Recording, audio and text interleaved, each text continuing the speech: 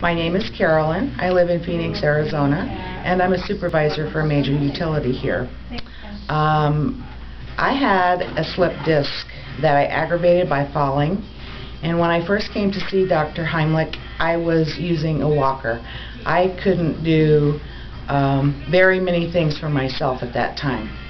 After 4 months of treatment, I'm able to do almost everything I could before, and several things that I couldn't, like bend over and put my clothes on, cross my legs. I know that's probably not good for you, but I can cross my legs now, and I couldn't.